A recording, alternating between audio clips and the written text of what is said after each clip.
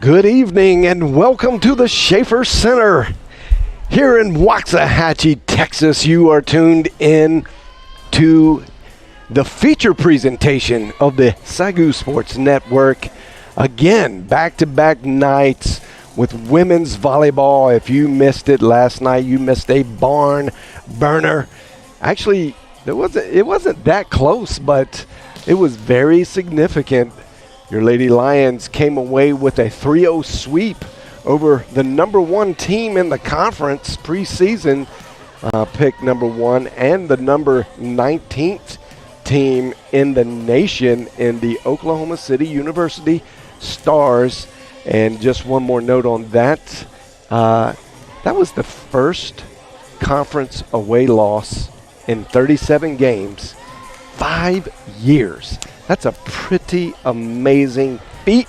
And tonight beside me, long awaited, and I know you guys are going to be happy to hear this, Devin Webb is your color analysis tonight. And Devin, so good to have you here. How you doing? I'm doing great, John. It's good to be back. I picked a really bad game to miss last night. Boy, did you ever. I'm glad to be back, and thanks for listening in tonight. Yeah, this is going to be a great game. The matchup is Southwestern Christian University from Bethany, Oklahoma. That is a suburb of Oklahoma City. If you do not know where that is just, I believe, the southwestern side of Oklahoma City.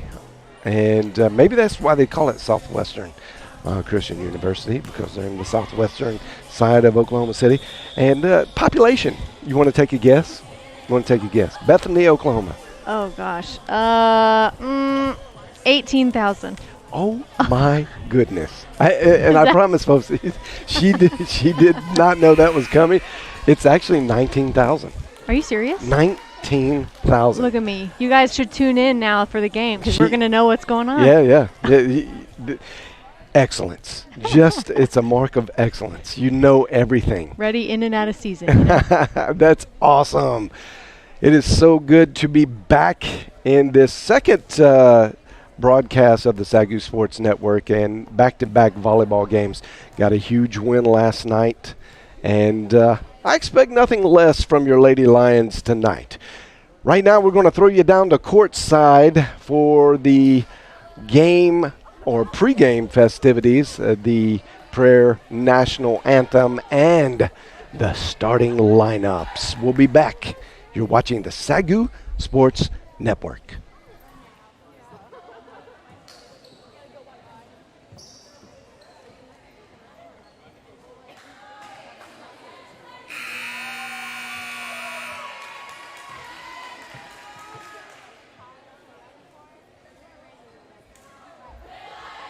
Ladies and gentlemen, yes, everyone please stand at this time and face the flag as we honor God in prayer.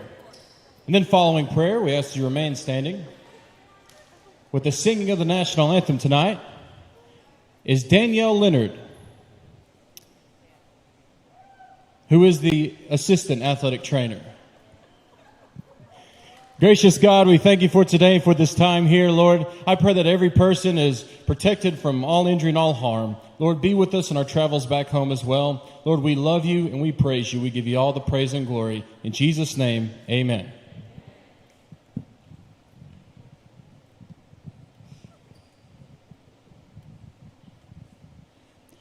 Oh, say, can you see by the dawn's early light what so proudly we hailed at the twilight's last gleaming, whose broad stripes and bright stars through the perilous fight o'er the ramparts we watched were so gallantly streaming, and the rockets break glare, the bombs bursting in air gave proof through the night that our flag was still there. Oh, say does that star-spangled banner yet wave o'er the land of the free and the home of the brave?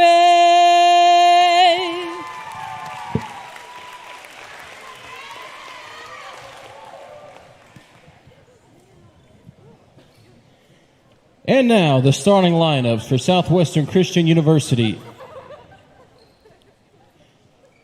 Junior number 1, Ariana Ruiz.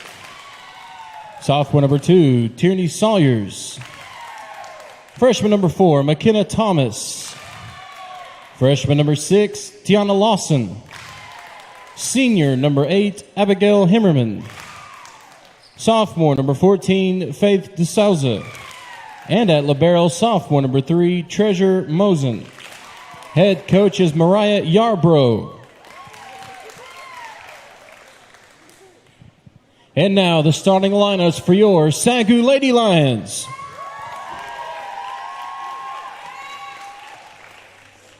Junior number 1, Faith Marroquin. Sophomore number 3, Riley Burkham. Sophomore number 5, Ava Myers. Freshman number 6, Abby Wells. Sophomore number 11, Emma Tompkins. Junior number 18, Jancy Akers. And at libero, number 10, Tessa Glick. Head coach in his 21st season is Coach Hank Moore. Assistant coach is Nick Moore.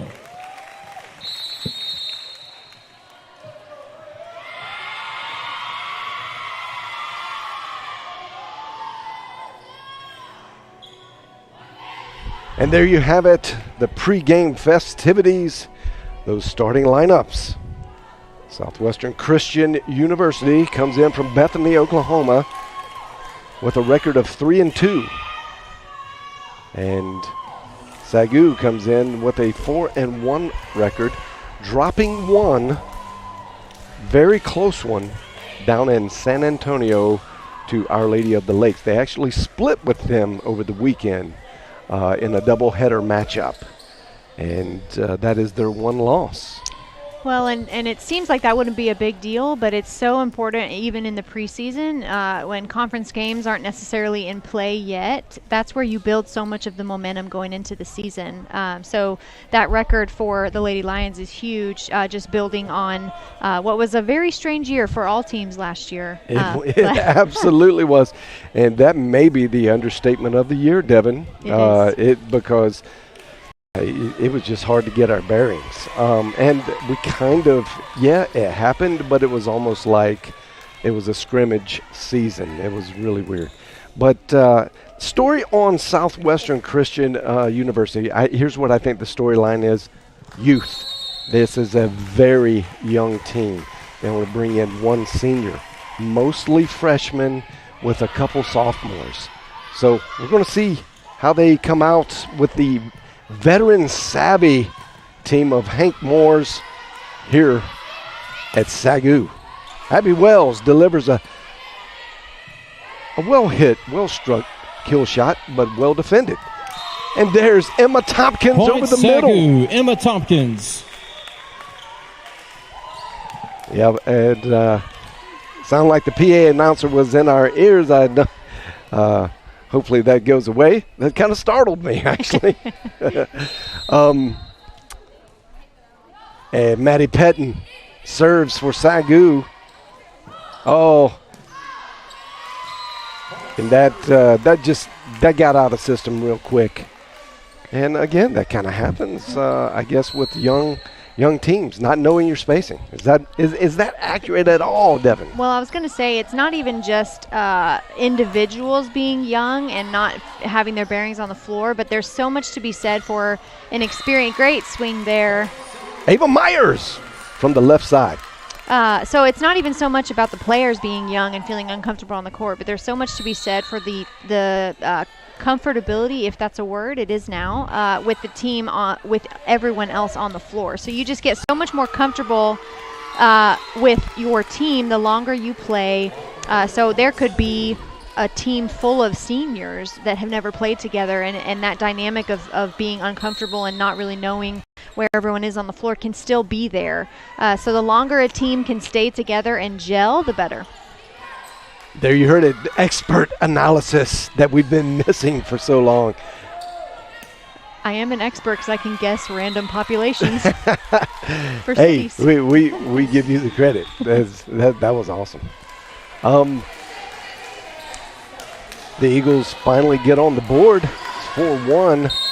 And now Southwestern Christian back to serve. Coyle to serve, and there is Ava Myers going cross court.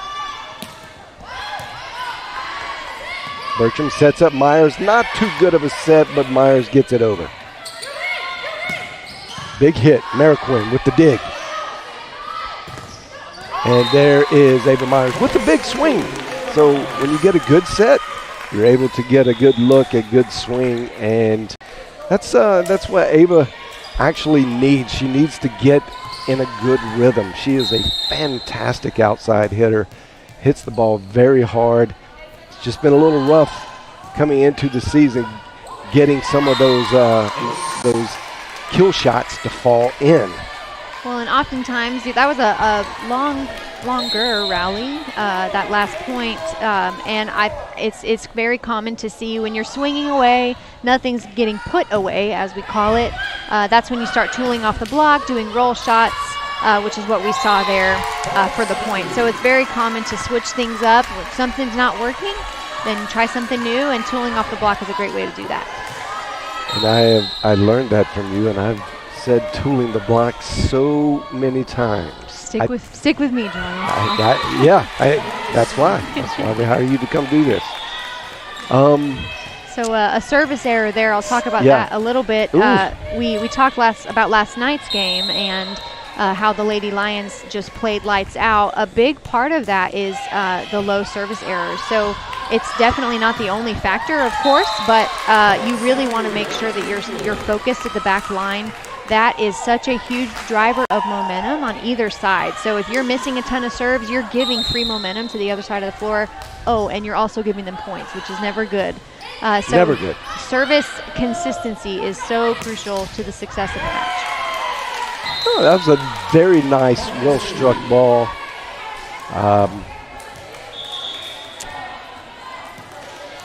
And that was Coyle from the outside. Eagles serve in. Nice quick set to the middle. Jancy Akers does what she does very well. Extremely consistent, getting kills. Well, and on that replay there, you saw that left back position for SCU, JC Coyle. It gets a little tricky on where you play defense when a ball's being hit in the middle, but oftentimes it's a great dig there by Coyle. But oftentimes that left back position wants to stay right at 2 and 2 at the tee, closer to the 10-foot line, because you want to be there available for tips and trick shots. So you noticed in that replay she was pulled a little far back, which is so easy to do, to get sucked in and pulled away from your home base, which is why it's so important every single time you go back to base to get in the right spot to set yourself up for success. That hitting error was McKenna Thomas. Point SAGU. SAGU setting up Mealer. She just has to punch it over very softly. Going to Abby Wells. Abby Wells rolls it over. Big swing by Thomas. An even bigger swing by Abby Wells.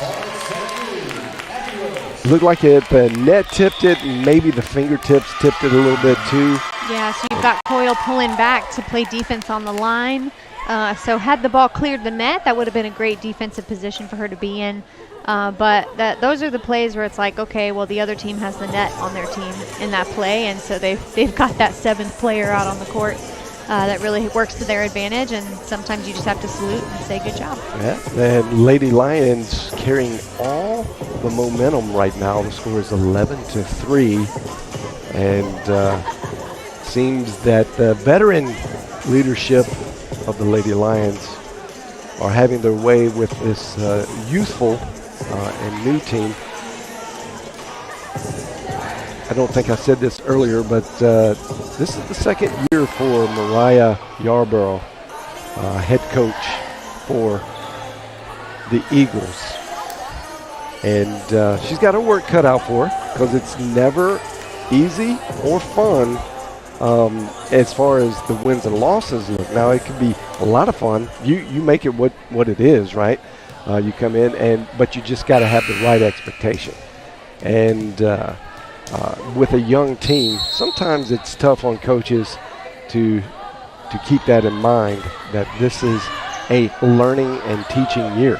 Although they are coming in with a winning record, 3-2. Well, and something that's difficult for a team like the Lady Lions, playing a more junior team, whether that be in age or in skill, however you want to look at it. I would say tonight we're looking at age for sure, but it's so difficult to not fall into the temptation of playing to the level of your opponent. So regardless of which side of the court you're on, it takes a very mature team to be able to play the same regardless of their opponent. And that kill was brought to you by Alexis Mealer and Company. She has been on fire since they started. And her hitting percentage is just abnormal. And she's not cooling off, really. Very strategic tip there, pushing all the way to the deep corner. That's awesome. It really was, but that was a great athletic move for Mozon, the libero for the Eagles. She got to it, got it up to the front, just mishandled.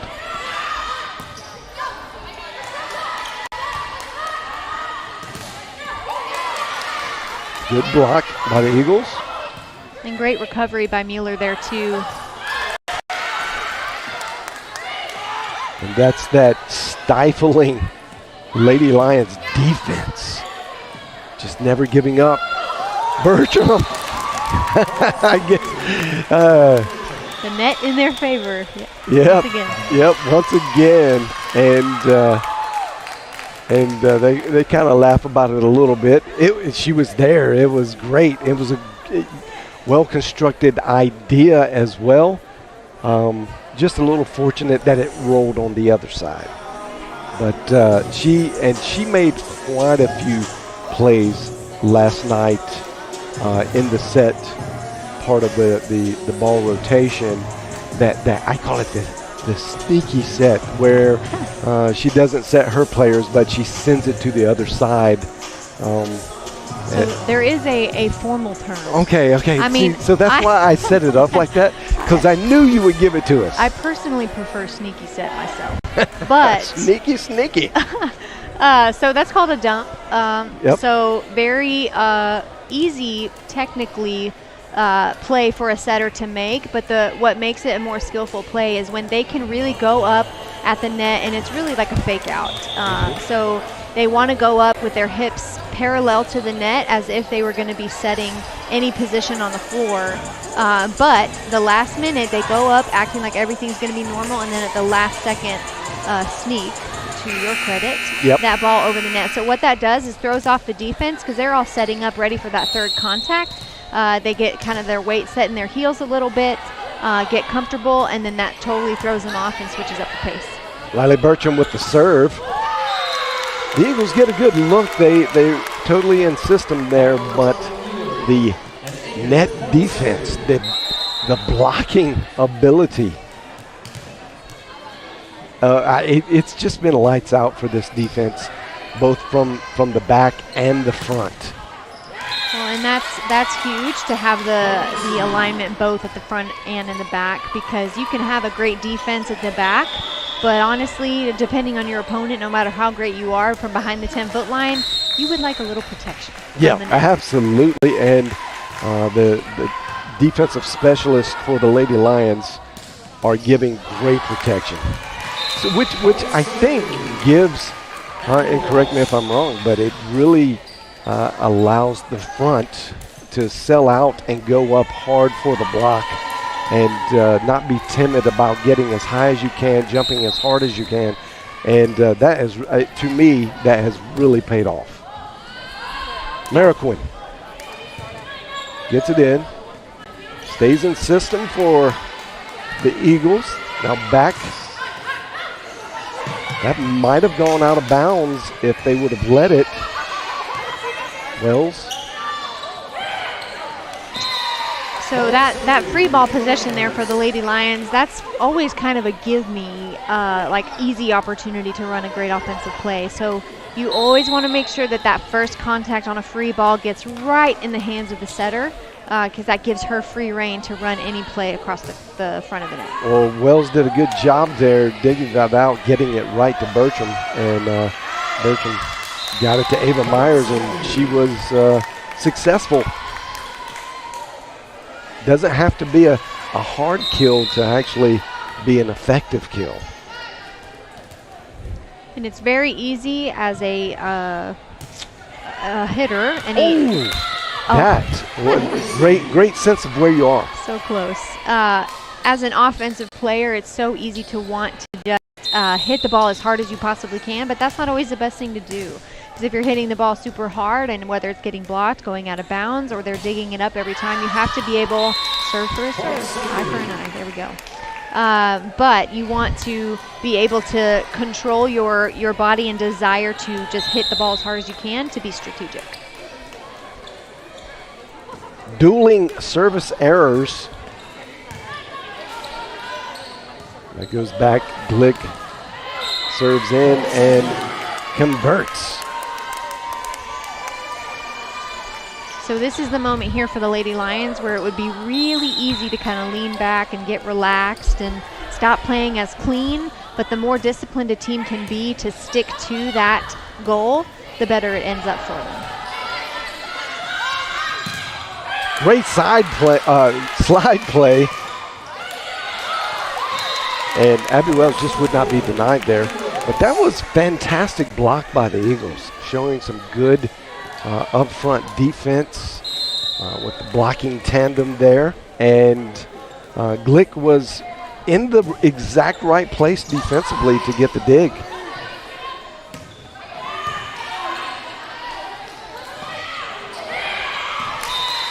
Habermeyer again. Wide open there in the middle of the court. Just recognizing that she doesn't have to dislocate her shoulder. Like it looks like a lot of times when she swings, man, she swings so hard. So that is just so effective to be able to finesse a shot over to get the kill. And there was one of those really big swings. There it is again. Wow, that was a great block. You've got defense set up great in the back row, but that you always want to have that one person pulled all the way deep to the back line for any shank that comes off just like that, or a ball that comes really high and deep off the block. So again, sometimes no matter how great your defense is set, and again, they've got everyone sucked in really, really close to cover the block. Yep. So I wouldn't be surprised if this keeps happening, if the Lady Lions have at least one player pull back to get more to that baseline to cover those. And that was Heimerman with 2 blocks against Ava Meyer. And Ava, they go right back at it. It's funny, 3 times in a row. Usually you get it stuffed twice like that. Maybe you try something else. Not Coach Moore. He wanted Ava to see that she could complete that. Redemption. The story of redemption. Meyer, big swing. Nice slide play. The libero for the Eagles made an outstanding. I guess that is still labeled a dig, even though she hit it above her head. The chicken wing, yeah. Yeah. And that scenario where the setter's trying to get to the ball, but it's not in a perfect location, she still dumped the ball over the net. It's just not as, I guess, quote-unquote, pretty, tied up with a bow and sneaky, but it still works. It throws off the defense anytime they're getting ready for that third contact. Eagles getting some points on the board now, successively. And that is the set point by Ava Meyer. And couple little sloppy plays, kind of what you were alluding to, losing focus. And I'm not going to say they actually lost focus, but the temptation was, hey, let's just go ahead and get this over with. You're kind of looking to the next set. This is kind of easy, and you can see that. And the Eagles took an extra 4 points because it was, I believe, 23 to 5 at one point. Yep. And then it ended 25-9. So this young team in the Eagles learning something. Every time they get on the court at this point in their career, they are obviously going to learn something about themselves and how to play a very tough opponent in the Lady Lions. Lady Lions were, believe it or not, preseason ranked 5, and kind of blew my mind when I saw that. That was the conference preseason ranking. And I said to myself, well, that may put a little chip on the shoulder, a little extra incentive. Put the fire under them. Yeah, and, as a coach, you kind of want that, but you also want to get the respect that you should get. But, really I felt like OCU should have gotten a higher national ranking. But both coaches, after talking to them, they said, hey, look, preseason ranking is what it is. It's not that big of a deal if we come out and prove everybody wrong. And right now, the Lady Lions are in full-on prove everybody wrong mode. Well, and I got to be honest, John, I thought it would take a little bit longer into the season to get into your ranking conspiracy theories, but hey, we're already there. There's no theories. I got proof. In all fairness, my opinions, my conspiracy opinions. Sure. And sometimes it's hard being right all the time. Oh, wow. I'll change the subject. Look, I'm just telling you. Look, does this look like a conference fifth-place team? No. And, of course not. And I think everybody else kind of knows that, too. But, again, as Coach Moore says, it doesn't really matter. It matters where you end up. So either you prove them right or you prove them wrong. No big deal. Mm-hmm. So, I love that attitude. It brings back the real kind of a great perspective in being a great competitor. And Coach Moore coming into his 21st season. Now, Devin, you were coached by Coach Moore. I sure was. And he was doing well back then. But he has amassed a lot of wins even since the 1800s back when you played. Oh, my gosh. I meant 1900. Okay, you played in the new Oh, goodness gracious. Well, something I will say off this topic is you and I were talking before the match started about how they don't rotate sides. And so, again, I knew that, but then just seeing them come on, both teams on the same side as the first set. It's weird, isn't it? Yeah, I didn't call last season and wasn't able to catch any games. So this is the first time I'm seeing that. And I got to say, as someone that played and really, each sport has their own kind of traditions, if you will. Right. And that is one in volleyball where if you have a bad set, it's almost like, okay, it's okay because we're going to be on the other side and we can shake that off, whatever was on this side affecting us. Yeah, that's cool. And now they don't have that. So now you just have to pull from within, which, that's where it always came from anyway. True, but so much of being a competitor, a strong competitor, is in the psyche. And psychology has a lot to do with, especially in team sports, because there's so many players on the floor, right? So something that seemingly small could actually be a big deal. And I prescribe to that theory. Yeah. We may not do you can't shave your face like baseball, but it's something. That's just weird. That's just superstition. I don't think this particular issue of I think there is something about being able to swap sides. Basketball does it. All sports do it. You change sides, gives you a different look. It gives you a reset mentality, and I think that's very important.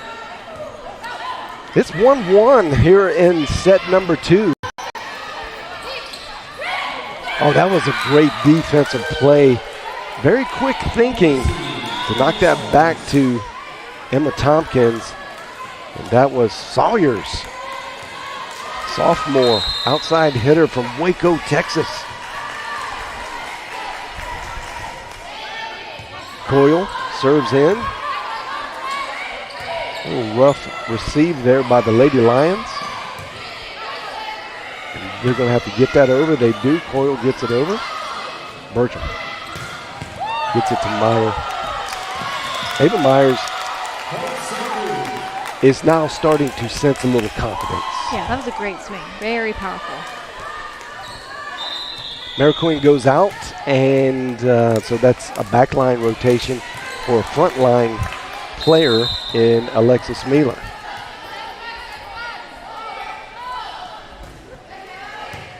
Ava Myers serves in. That was a great serve. Gets the dig.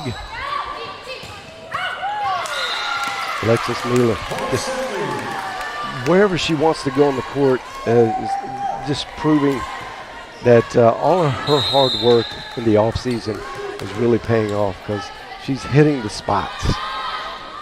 Well, and she can trade up how she does it too so well. I mean, she can hit a ball that has a ton of top spin going straight down to the floor, but then she can hit an off-speed one like that, seeing the floor, knowing where she needs to go, and score just the same. Eagles couldn't get that one back in system on the receive, and that was an easy point for the Lady Lions. Ava Myers, wow.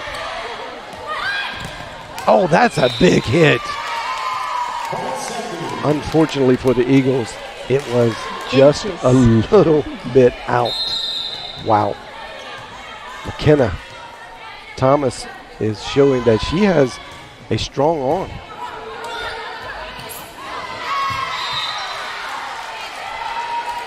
Tough play for Ruiz.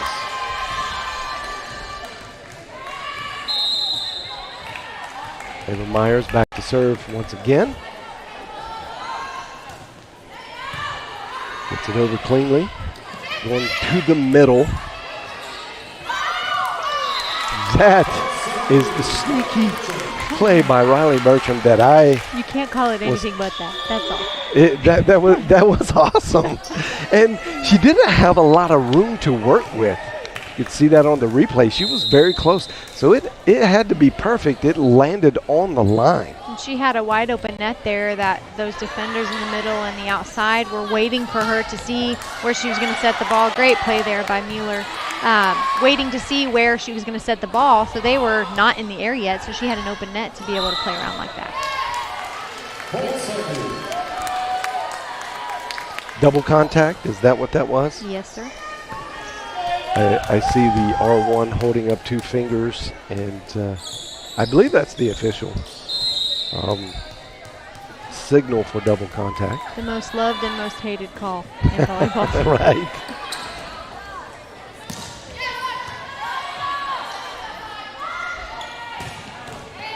Mueller just, I don't know. I don't know what else to say. It's just on repeat, rinse and repeat kind of thing.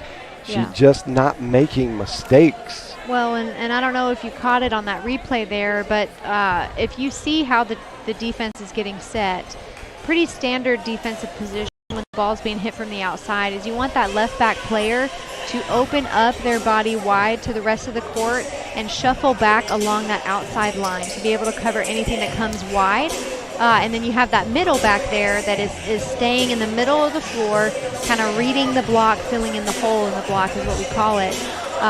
So really just being ready for whatever comes through the defense on the net. So it's so easy. I mentioned it a little bit in the first set to get sucked in to the court and not be where you're supposed to be on defense. And that was a great example of that right there. The left back player sucked in just a little bit. It doesn't even have to be too much, but the minute you fall into that temptation and you don't stay wide, it's a lot harder to play clean defense because you're then trying to backtrack and you shank a ball like what just happened, or you're trying to reach up to make contact rather than having the forward momentum to move to the ball. Here comes Ava Myers with the service in. Oh, mishandled by Maddie Pettin, the freshman. There's an opportunity for Coach Moore to just coach up his freshman player just a little bit.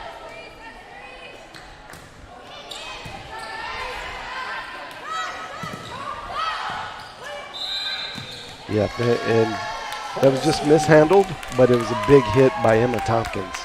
Now she goes back to serve. Glick goes out, and Jancy Akers comes in to cover the middle, since Emma Tompkins is playing 6 rotations now.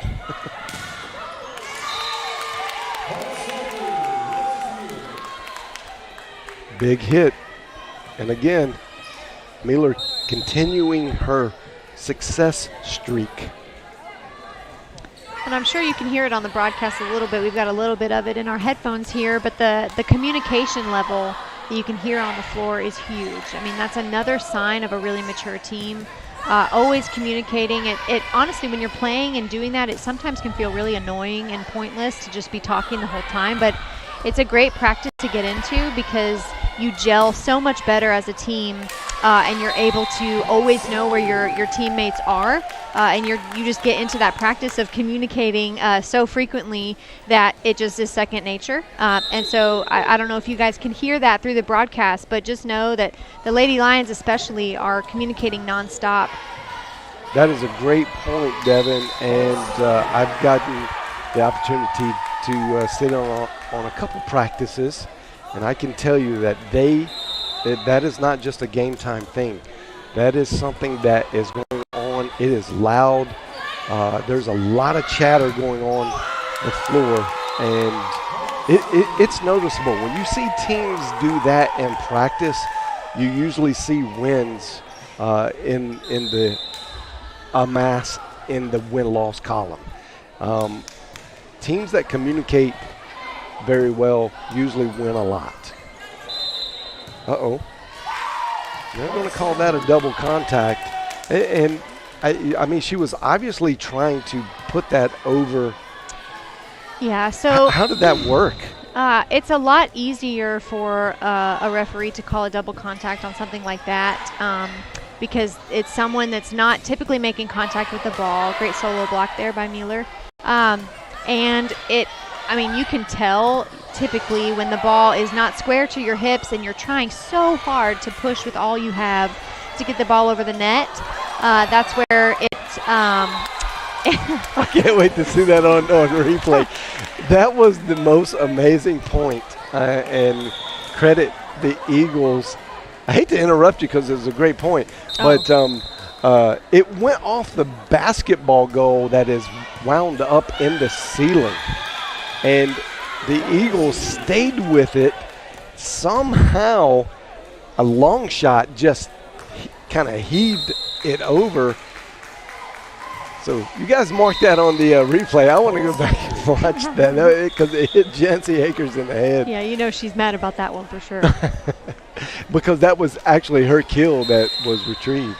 All right, go back. Yeah. So, I mean, it really, with any double contact, it is so subjective.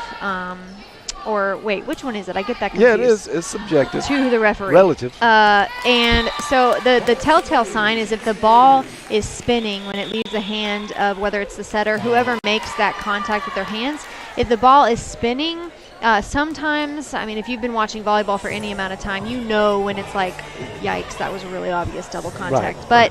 But there are, and, you know, the higher up you get in the age bracket that you're playing in, it typically gets more stringent and strict on what they allow. I remember coaching 11-year-olds, and I was like, oh, everything's a double contact, so you obviously just want to let them play. But in that scenario, it is most times obvious when they are taking the power to get the ball over the net from their arms and not their legs. So if you notice setters, they'll get their feet set, and hips will be square to wherever they want the ball to go. And then they will bend down, squat down, get the ball ready in position, and push up, and that power is coming from the legs. But that scenario where she's trying to get it over from the very back of the court, there's no way that you can stay with your knees straight and try and push that over and have enough power without making that ball spin. So even though it's on second hit, so it's usually the set, but it was obvious she was trying to just get it over. It still can be a double contact call, huh? Yes.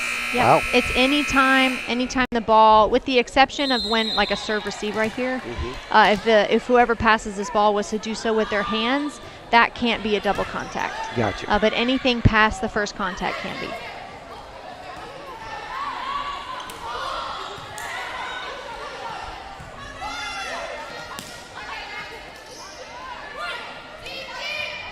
Beautiful set by Bertram.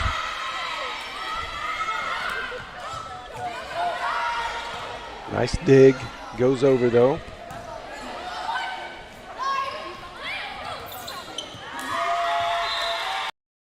That's a newcomer to the Lady Lions lineup. Ashlyn Hill, number 9. And she's a middle hitter, 6'2" freshman.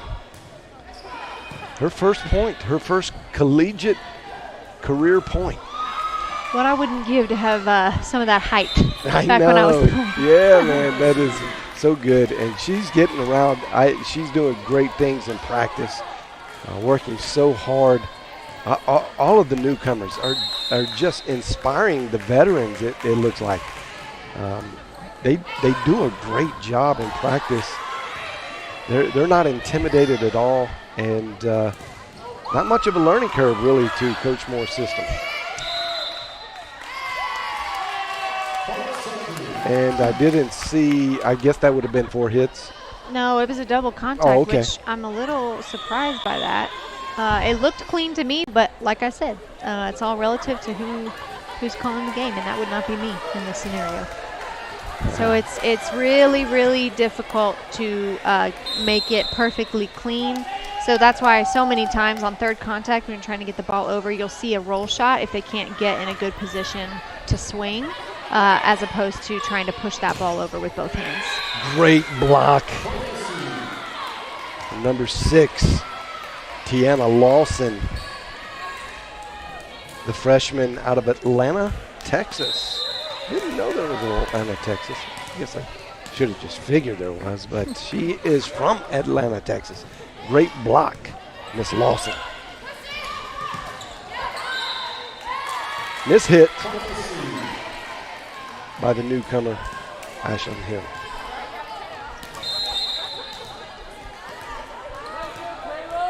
Eagles back to serve. You'll notice here we're getting close to a similar score of the first set. So the lead was pretty similar. Great swing there, Jancy Akers, I believe. Yep, that was Jancy. So really similar score structure. So first set was 25-9. So we're here 20-8. So it's clear that the Lady Lions are able to pull away pretty early on and keep that consistent play. So this again is the point of any set where if you're playing an opponent that hasn't been returning defensively quite the same, then this is the temptation to fall into the trap of, oh, well, I can kind of relax a little bit here. But it doesn't appear the Lady Lions are going to do that. Oh, my. That looked like that got mistimed by Emma Tompkins, but what a great set by Bertram. And Tompkins just kind of hung in the air, got to it perfectly. What a great hit. Yeah, really had to dig that one out of the net to get a clean set there. That's actually on the line. Well hit by Reagan Talley, the freshman outside hitter from Deer Park, Texas. And now Ariana Ruiz will serve for the Eagles. Lucky play there. Yep. And that's long from Sawyers. Yeah, that was a little bit of a lucky play. A miss-hit Just kind of close your eyes and hope it goes over. by Salceda, the freshman defensive specialist. She's not as they used to say, she's not even big as a minute. Just a little might on the floor, but is so quick, gets to everything, and that is why she is a defensive specialist. She could get all around, probably the quickest player on the floor. And you see right there, she same one, Saseda, there at the very back of the court. That most recent error. It's so tricky to remember when you are at that spot in the back of the court, never to reach for a ball with your hands above your head. That's kind of rule of thumb. If you know that you're that close to the back baseline, that ball is going to go out of bounds all day long. So right there you kind of saw she went up, tried to make contact, and then realized it was going to be out of bounds and ducked down, but a little bit too late, so she made contact with the ball there for the error. But that's a very classic mistake there to get caught in. Wow, what a great pancake dig And that's in. Big hit. That's one of those Coach Moore always says, you just salute. Yep. Everyone's in their spot defensively. You just salute and say, well done. It was a great hit by McKenna Thomas.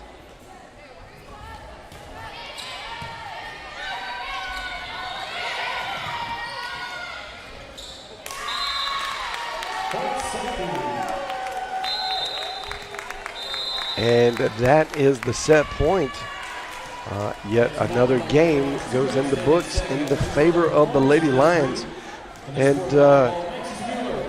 don't want to go without mentioning that Samantha Rico came in the last quarter of that game and as a defensive specialist and played really, really well. She was the one that got the pancake hand under the ball, and it takes a lot of effort because you got to sacrifice your body and dive for that. And there's going to be a little pain. Maybe you wake up in the morning, you land on your hip, but these young ladies are in great shape. I'm sure they'll rub a little dirt on it, as we used to say in football. Well, I'm not sure that there's any feeling quite as cool as when you successfully do a pancake like that. I mean, because at least every time I did it, I was always kind of like, oh, I hope I get there, and you're never really sure. But whenever it's just right, because you got to have your hand completely flat, because if you think about it, if your hand's still up off the ground a little bit, that ball's going to shank right off, and then it's not going to be playable. So you really have to blend in with the floor. So, man, there really is perfect. nothing better than that. Yeah, that looks cool. It's not really the equivalent of the dunk, but kind of the alley-oop, the perfect pass from the point guard in basketball to get the dunk, because that really kept the play going and got the ball to the setter, and they converted. There you go. You can see some of the SEU key players there. Sawyers, Mozon, Thomas, all getting on in the stat book tonight. The overall hitting percentage for the teams, SAGU hitting a very strong 40%. And then percentage, in the hitting percentage statistic, it's not an easy stat to just come up with. You have to do a lot of math to get there, because it calculates not just the hits but errors that happen, and so there's a little advanced math that goes on to get to that number. To hit 40%, give us an idea. I mean, that's really, really good, isn't it, Devin? Oh, yeah. I mean, I remember looking at baseball stats. I was always confused. I'm like, okay, like they say, hitting 300 is pretty good. Oh, yeah, that's lights out, yeah. And so it really works the same. I mean, it's if you hit so if you hit 300, your hitting percentage on a volleyball club for a team is 300. That's a successful night? Oh, yeah. Okay. Yep, because it's the same things that go into it. So obviously errors pull that down. Yep. But you want to have that good balance of kill attempts, and then keep those errors down low, obviously, just like baseball or basic math. The better you are at keeping errors out of the way, the higher that percentage is going to go. But what's really important is to look at a player's consistency rating too. So obviously anyone can have like a shutout night, but when you start seeing those consistent numbers in the 300s especially, I mean that's a great swinger there. So let's go a little deeper into volleyball knowledge and how it's played. What constitutes an error? There's oh my goodness, Abby Wells just got on the hot pepper meter. Oh gosh, here we are. And that hit had at least 1 million Scoville rating. Well, I gotta say, this is totally off topic, but I did a juice cleanse a couple weeks ago, and one of the drinks had ghost pepper in it. Oh. And every time I had it, I thought of you with that rating. And that's great. And that always makes me think of Callie Shaw. Yeah. One of the hardest hitting volleyball players I've ever seen. Oh, going back to the errors. Oh, right. What constitutes that was a hit. It goes out of bounds, not touched. That's a hitting error, right? Yes, correct. So obviously, if a ball is, let's say a hitter goes up and they get blocked to the ground, like a stuff block by the other team. That is a good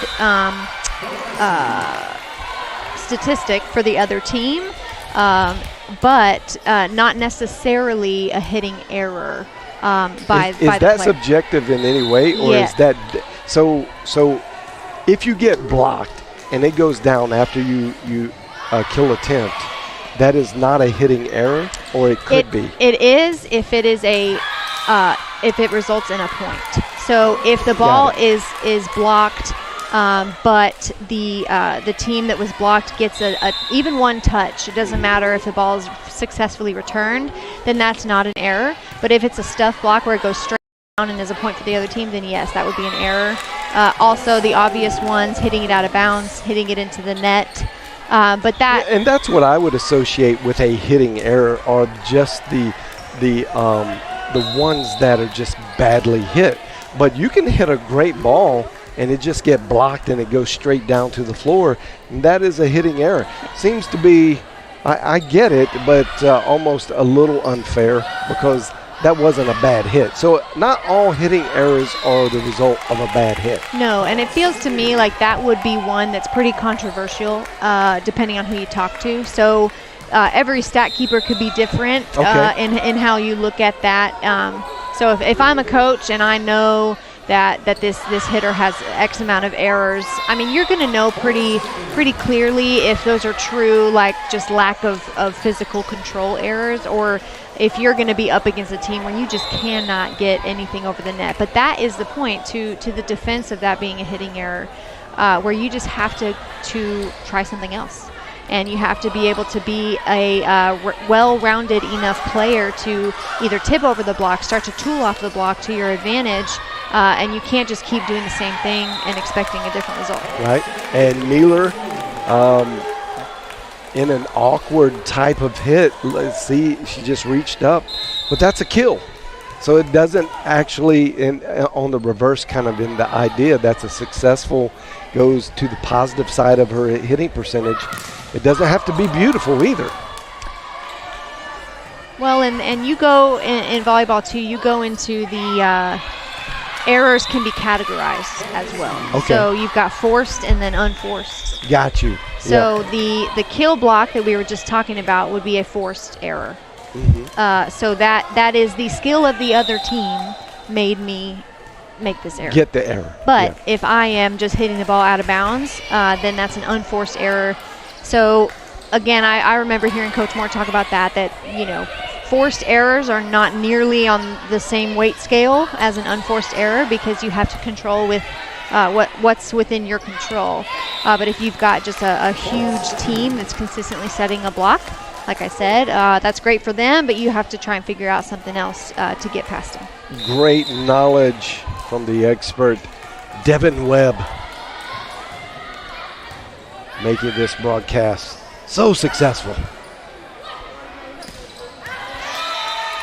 The Eagles hanging in there, making this quite a bit tighter of a game.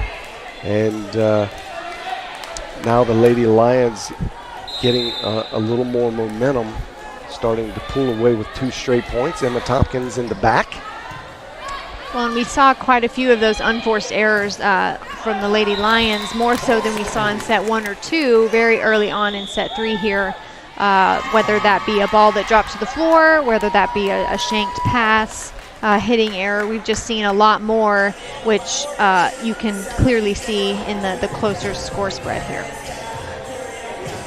That's good, though. You see a young team like the Eagles come in, and you can kind of see them learn and improve in real time. To me, as a former competitor, I think that's very neat to actually see when teams improve, especially in kind of an uphill battle, you're losing, and that is a great sign when you can get beat and in this type of competition, you play the best of 5, so you're at least going to get 3 games. And let's say you end up losing all 3 games, but you can see the improvement from game 1 to game 3. That's actually kind of a win in a program, a rebuilding program like Southwestern Christian. Yep, absolutely. And it's very common, too, for the goal going into a match to be, okay, we just want to take 1 set. And that would be a success. That is a very nice hit. And we've mentioned her name quite a bit in this broadcast, J.C. Coyle.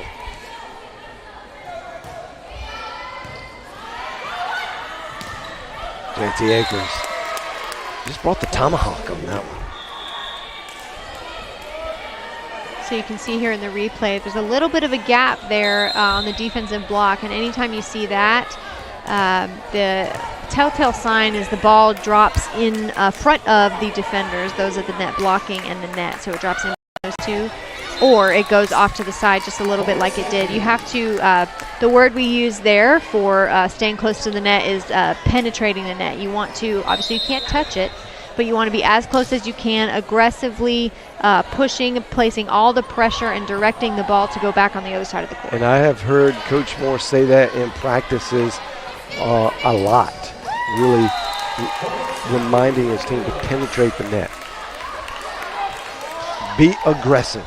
Be aggressive. That used to be a cheer back in the day. I don't know. Back in the 1800s. You would know.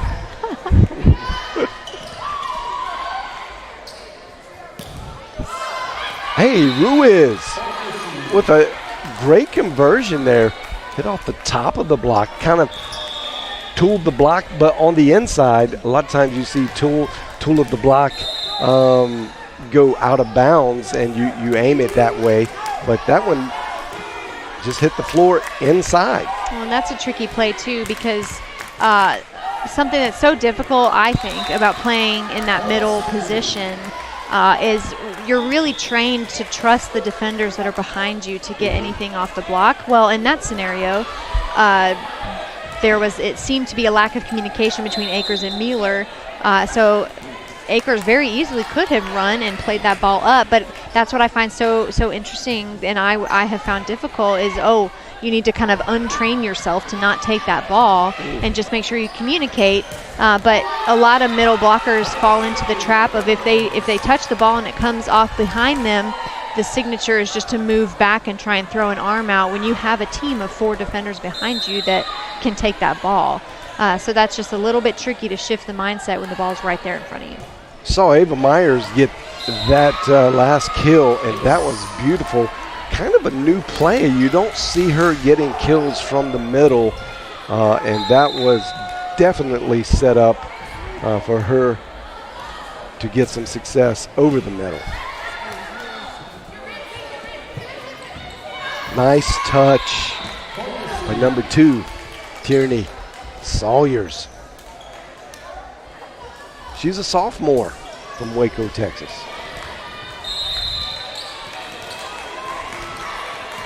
Lozon back for the Eagles to serve.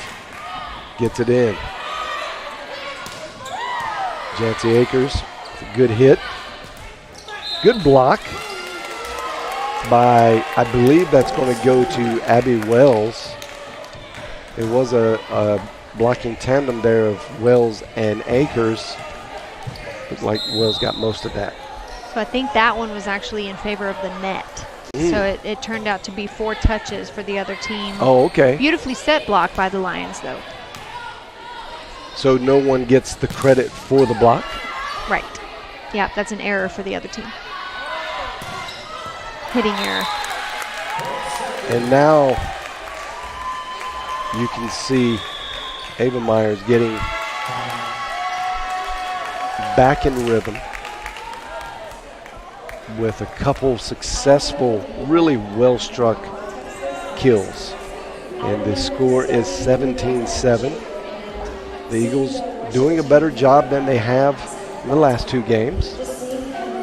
And as I mentioned, it's kind of good to see your ball club improving as Coach Yarborough is instructing and coaching up her team, trying to get some improvement here.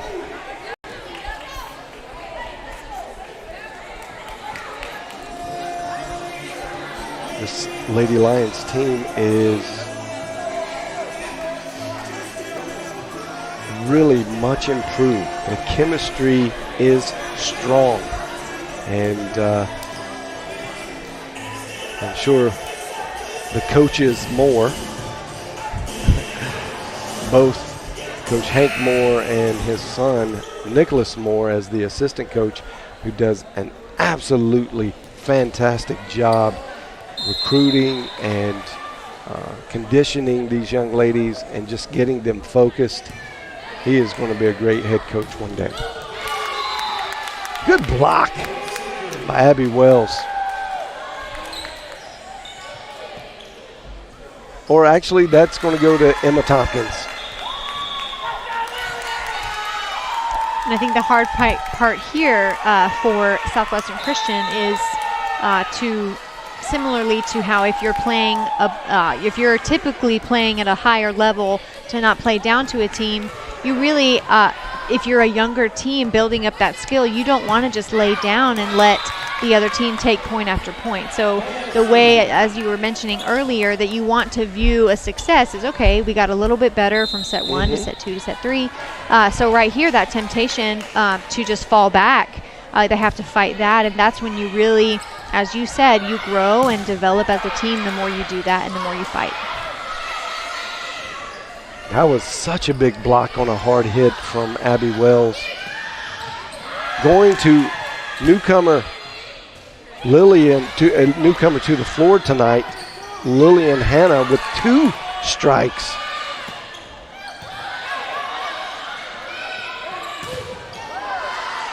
And that's tooling the block. Exactly. For Ava Myers. And that goes in as an error for the blocker, by the way. But that counts positively again for her hitting percentage? Yes. Yep. That would count as a kill. Success, yeah.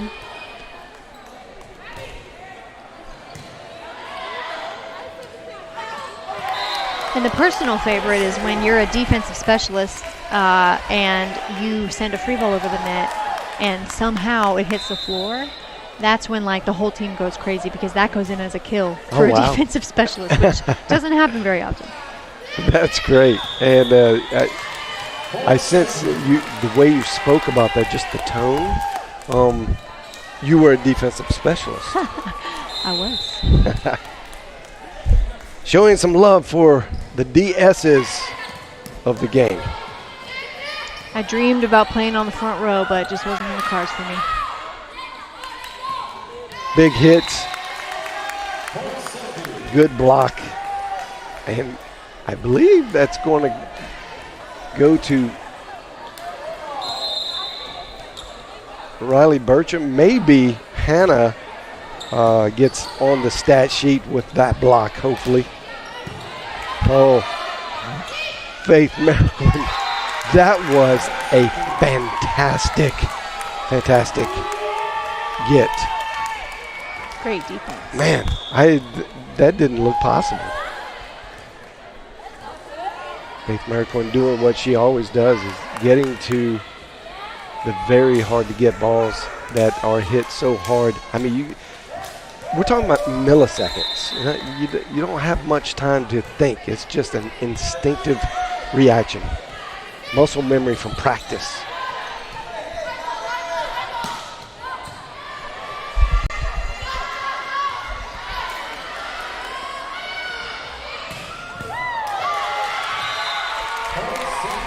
Good point for the Lady Lions, and this will be set and match point at this junction in the game. And good to see Janae Henderson get on the floor and get a little time. One of the new freshman players, and that is going to do it. That's a receive error, not an ace, or does that go down in the books as an ace? That's an ace, yeah. So you end the game on a very high note with an ace, even though it's mishandled. It's still An ace. Wow. Yeah, so it can be, obviously when it hits the floor, that's an ace. But if the ball is shanked and there's no second contact, that's an ace as well. And both teams, the rules are such that you cannot make hand-to-hand contact with the other team. So they kind of now just kind of part ways. Sometimes there's a little get-together at mid-court, but they stay on the sides. And you can see Coach Moore with the post-game prayer with his team, which is always nice to see. What a great start to the season for the Lady Lions. It's now pedal to the metal, and you're going to run through a lot of games. We will not show the next games, and I think there will be at least 4, maybe 6 games about to happen in a weekend. They are going to be on their way up to Nebraska for one of the big NAIA tournaments. It's not a preseason tournament because they're in season right now, but it is one of those tournaments that happen early in the season that you're going to see a lot of top 25 ranked teams. SAGU will not be one of those top 25 ranked teams, but they are in this and I don't even know, maybe you know what the word is to call it. It's not technically a tournament because there's no bracket, but they all assemble together under one roof and play. It's just all pool play then. Yeah, it's kind of like a pool play. Yeah. And they just don't advance, right? And you know who you're going to play all 4 or 6 games that you're going to play. But it's a great time to be able to see some of the best teams of the NAIA come together and, duke it out. And I really expect to see this team kind of send some shock waves up in Nebraska because that's kind of the center of the universe for NAIA volleyball. And a lot of great teams up in the North Star and the Great Plains. You will see most of the top 25, top 30 teams come from that area. And we are sending 3 of our teams from the Sooner Athletic Conference. That's SAGU, obviously. And OCU will be there in Texas Wesleyan. And speaking of OCU and Texas Wesleyan, they are duking it out right now over in Fort Worth. And I am sure that is a barn burner over there. Both of those teams are well recognized and highly touted as fantastic programs. And we're going to keep our eye on that tonight. And you may too as well. If you go into NAIA.prestosports.com, you may be able to see an update of the score on that. I don't see it running by on the champion ticker, but keep your eye out for that. That's going to be a very interesting early matchup with your Lady Lions coming off of a huge upset over OCU last night. Well, we want to thank you for watching tonight's broadcast. It's over a little early. That was kind of a 3-game sweep for the Lions. I think a little bit expected because we know what we were dealing with. But it's good to see you don't come down in your level of play. You maintain, and Coach Moore has his team really focused. So a very good takeaway from this game is they stayed focused. Even though they were in the lead significantly through all 3 games, they stayed focused and did what they were supposed to do. That's right. Any parting thoughts? No, Devin? I don't think so. I think you covered it well. I'm just glad to be back and looking forward to a great season. So good to have you back, and we got about 5 or 6 more home games that we will cover, and our good analyst Devin Webb will be right here beside me, correcting me, and she's got the ruler out, slapping my knuckles around whenever I call it wrong. But be sure she will get it right. I'm John Cookman, with my broadcast partner Devin Webb. We are so glad you joined us tonight. May God richly bless you and have a great rest of your night. You have been watching the SAGU Sports Network.